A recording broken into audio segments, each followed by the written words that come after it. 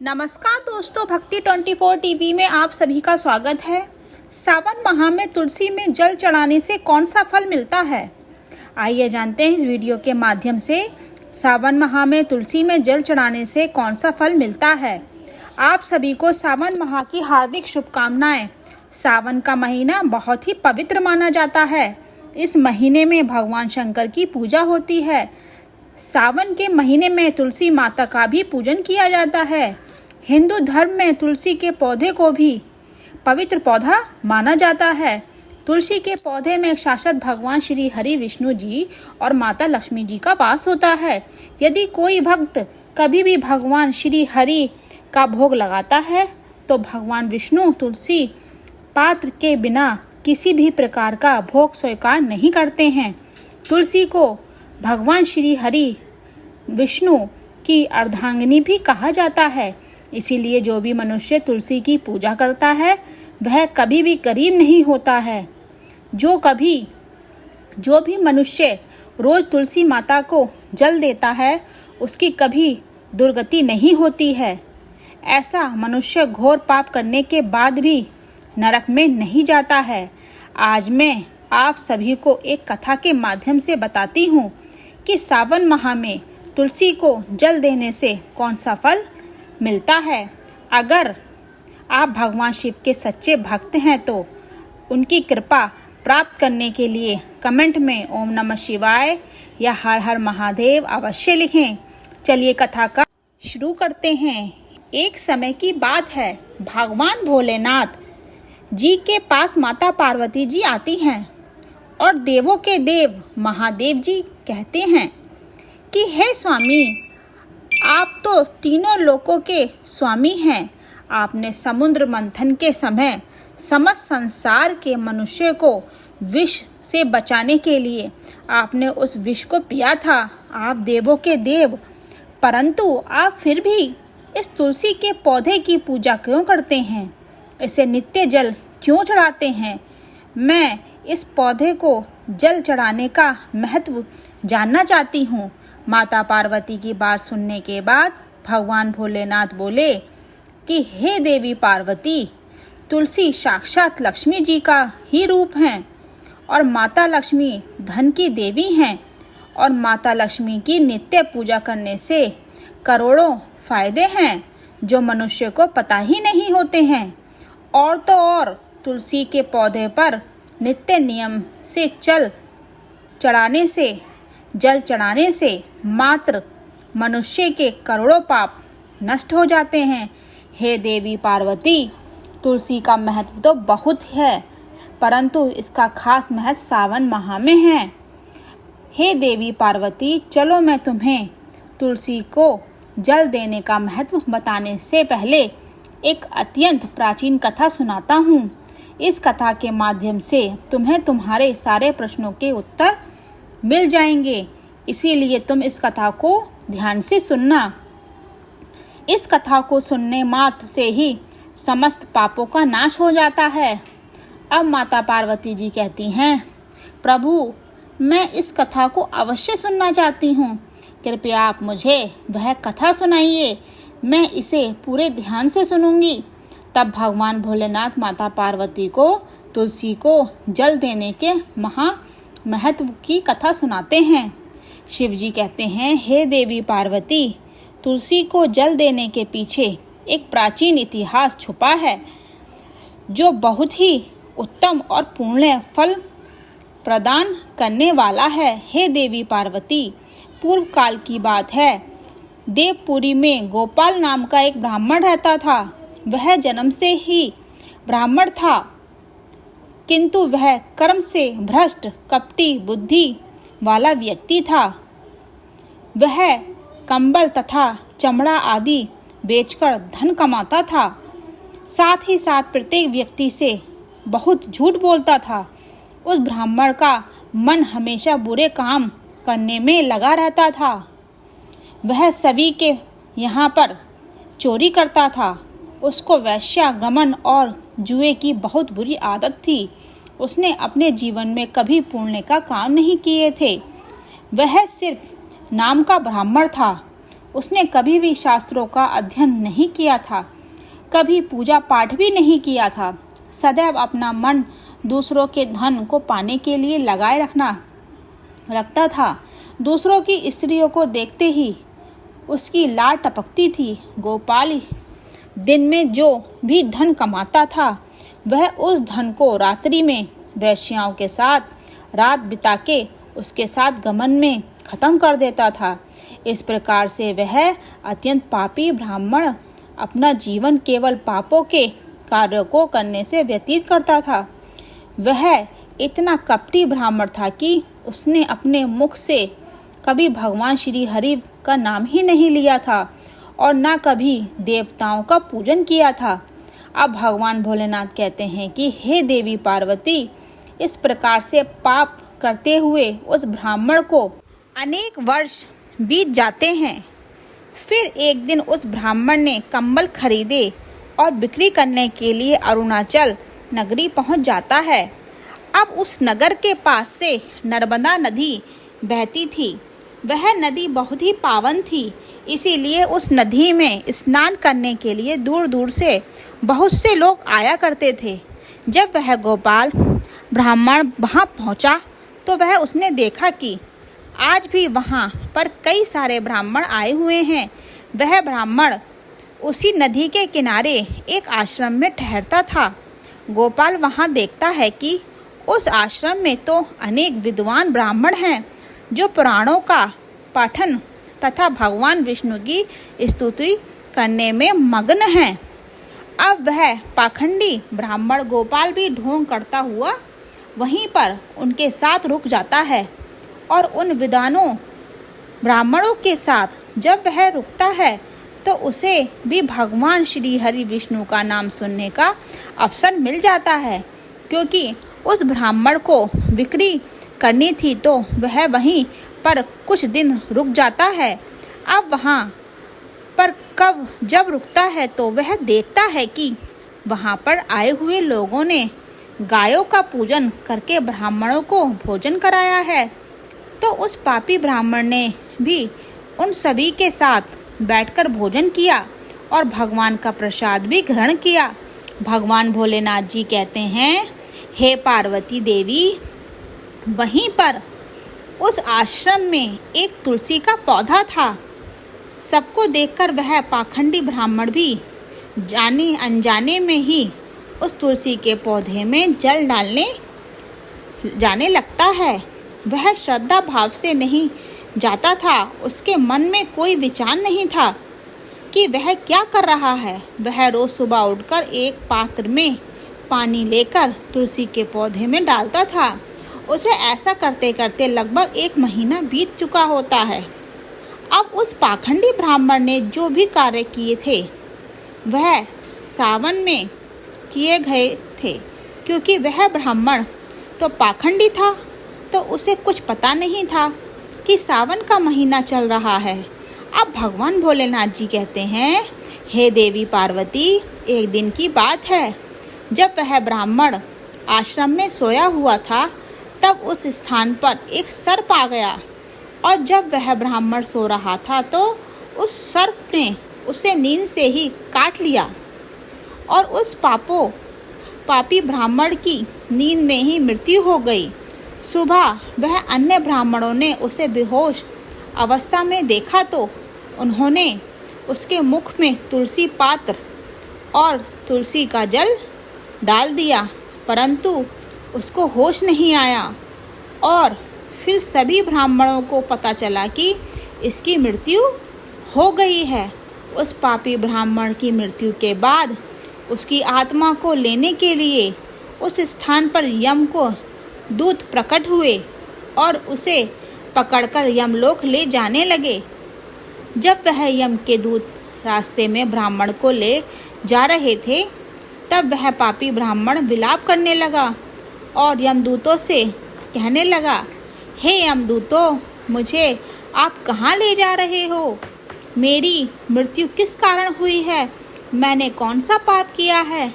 जब यमदूतों ने कहा, अरे पापी दुष्ट ब्राह्मण, तूने जन्म से लेकर मृत्यु तक बहुत पाप किए हैं।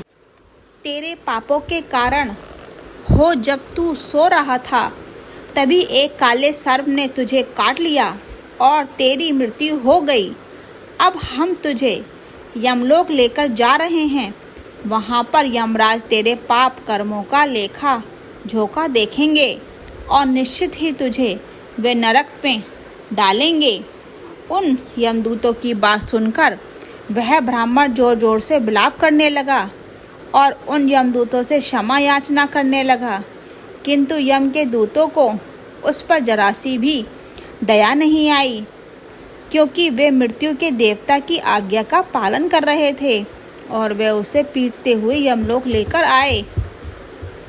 जब यम के दूत उस ब्राह्मण को लेकर यमराज के सामने पहुंच गए, तो यमराज के पास बैठे हुए चित्रगुप्त ने उस ब्राह्मण के जन्म से लेकर मृत्यु तक के कर्मों का लेखा जोखा निकाला और यमराज से कहने लगे, हे यमराज महाराज, इस ब्राह्मण ने तो बचपन से लेकर मृत्यु तक पाप ही पाप किए हैं।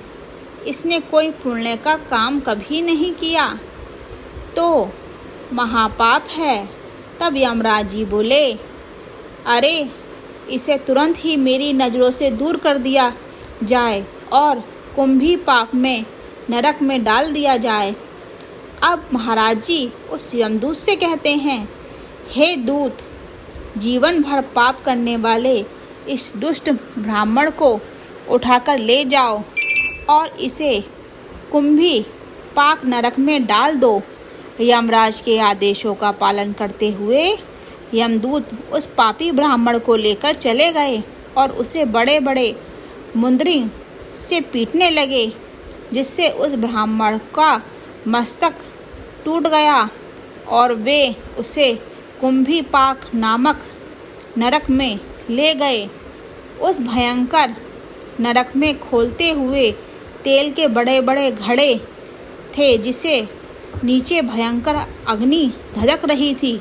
यमराज के आदेशों का पालन करते हुए उन यमराजों के दूत ने उस ब्राह्मण को उस खोलते हुए तेल के घड़े में डाल दिया। अब भगवान भोलेनाथ कहते हैं कि हे देवी पार्वती, लेकिन जैसे ही वह ब्राह्मण उस खोलते हुए तेल के घड़े में गिरा, वह तेल तुरंत एकदम ठंडा पड़ गया। उस विचित्र घटना को देखकर उस यम के दूत का बड़ा आश्चर्य हुआ। उसने सोचा कि अरे ऐसा पहले कभी नहीं हुआ था। आज इस ब्राह्मण को इसमें डालने पर यह ठंडा कैसे हो गया? उसने कितने ही पापियों को उस तेल के घड़ों में डाला था। वे सभी उसे खोलते हुए तेल में गिरकर छटपटाने लगते हैं, लेकिन जैसे ही वह ब्राह्मण उस तेल में गिरा, तब वह तेल अचानक से शांत और शीतल हो गया।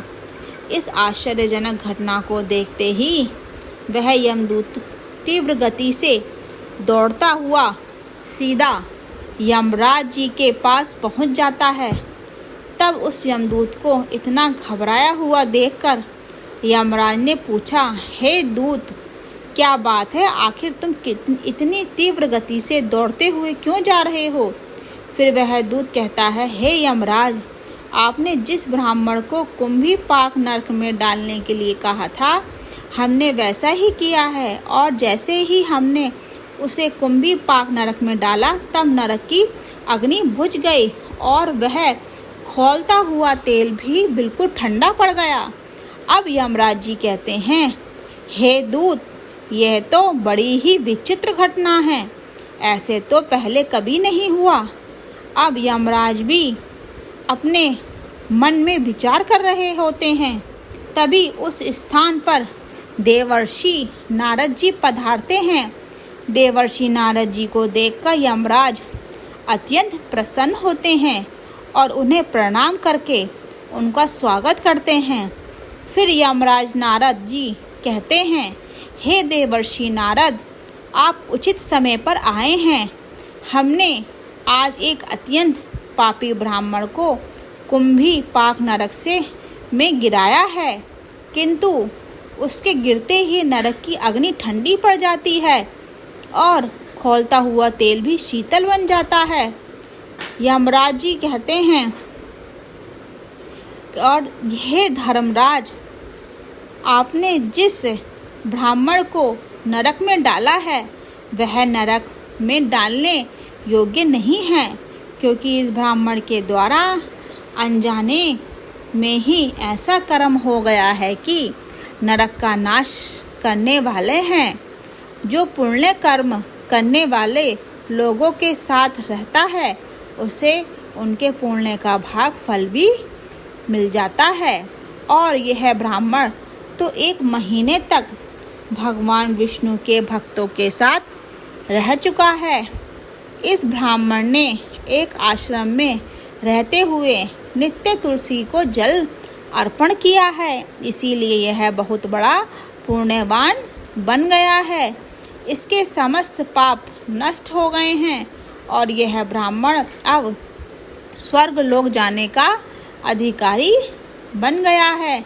इस ब्राह्मण ने अनजाने में ही इतना पुण्य कमाया है जो जन्म जन्मांतर में मनुष्य को प्राप्त नहीं होता। इसलिए आप इसे नरक में ना पकाओ। इस ब्राह्मण के पापों के लिए इसे केवल इतना दंड दो, इसे नरक लोक का दर्शन कराओ।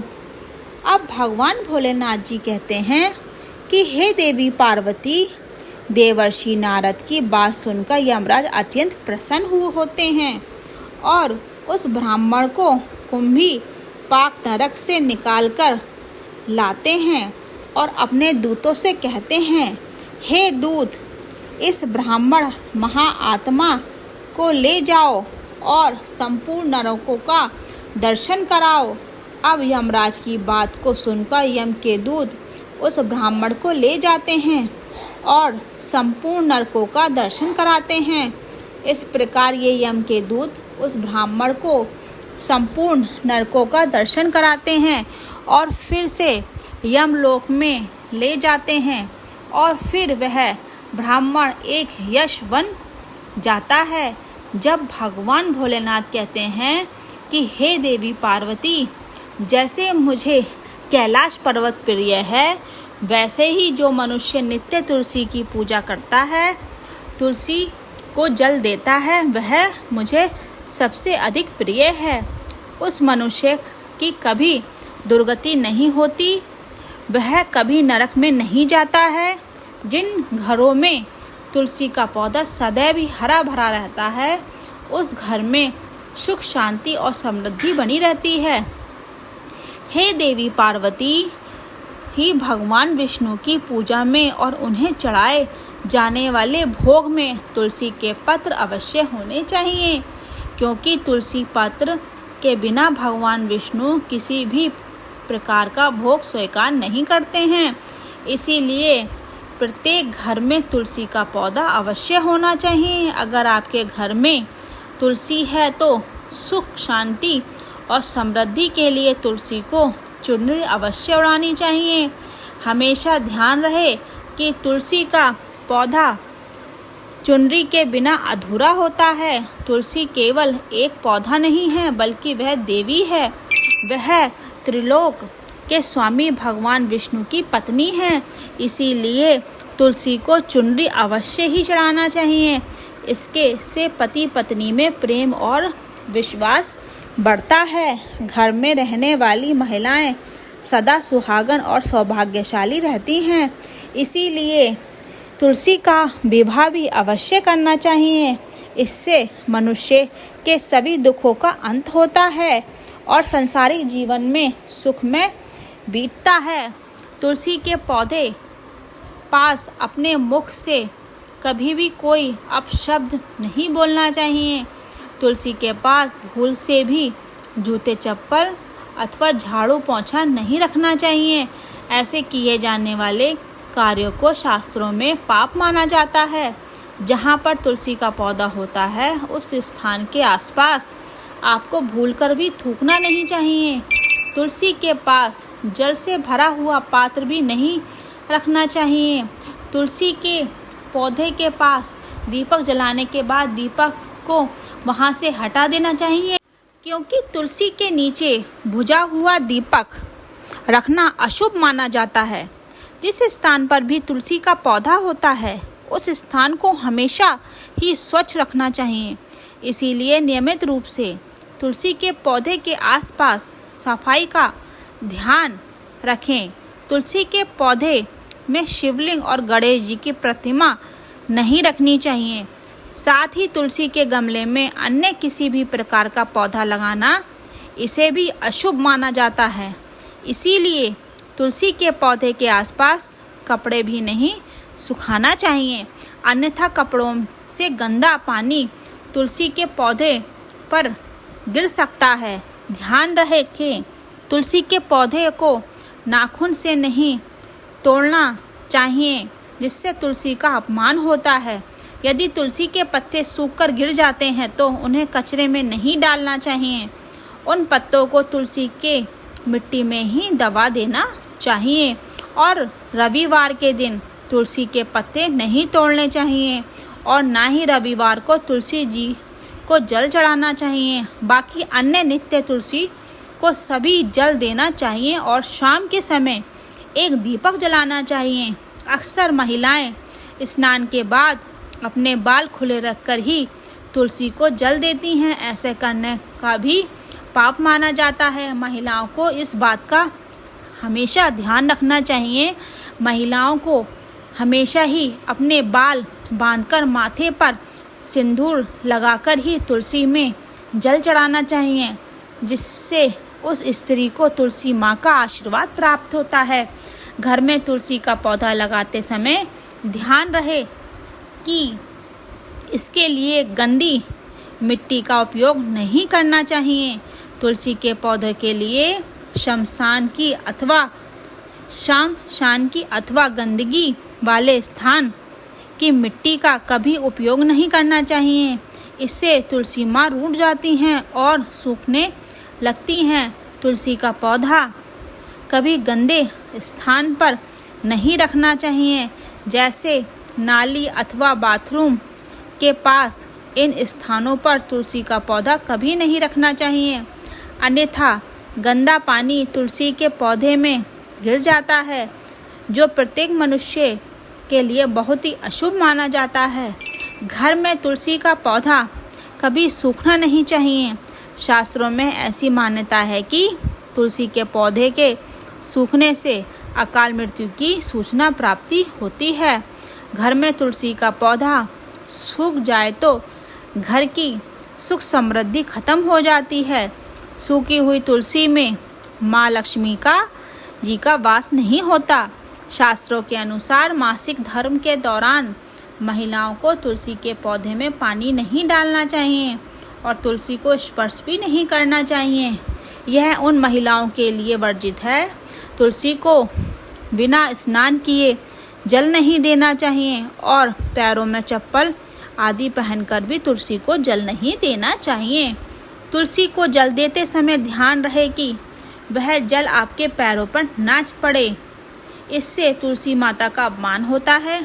जब भगवान भोलेनाथ जी कहते हैं कि हे देवी पार्वती, तुलसी पर कभी झूठा पानी नहीं डालना चाहिए, इससे तुलसी माता रूठ जाती हैं और नित्य तुलसी के दर्शन मनुष्य को स्वर्ग की प्राप्ति होती है।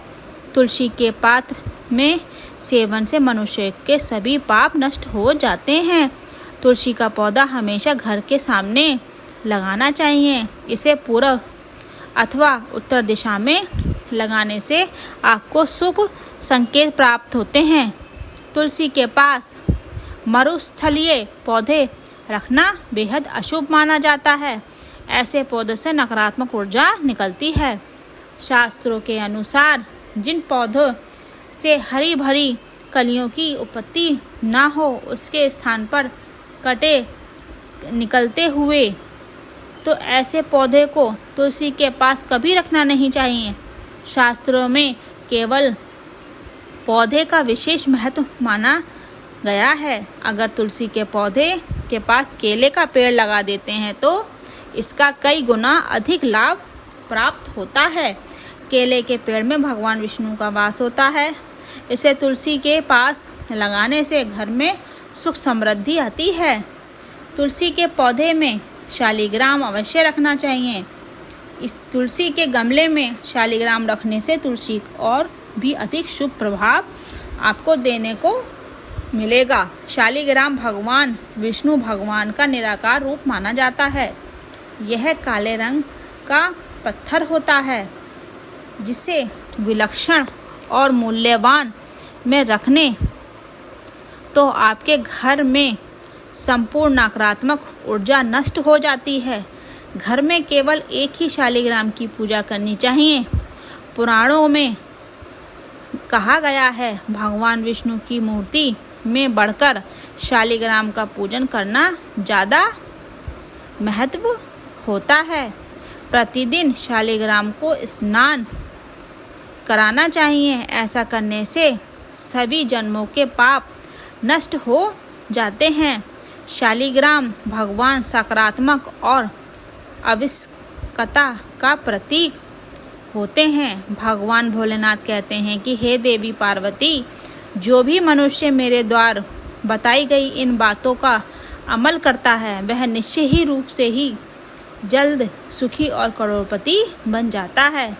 तब माता पार्वती जी कहती हैं, हे नाथ, आपका मुझे इस कथा को श्रवण कराने के लिए धन्यवाद।